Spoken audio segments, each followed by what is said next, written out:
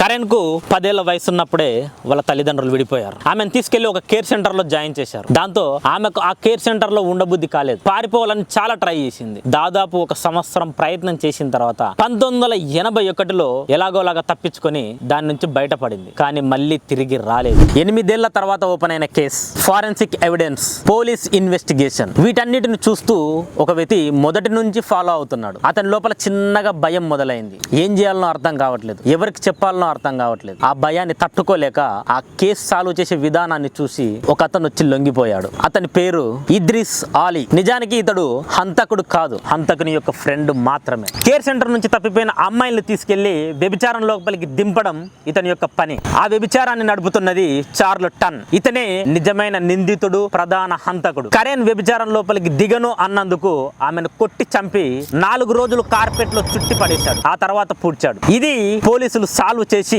హంతకునికి 26 ఏళ్లు, అతని ఫ్రెండ్ అయిన ఇద్రిస్ ఆలీకి 15 ఏళ్లు జైలు శిక్ష పడేలా చేశారు.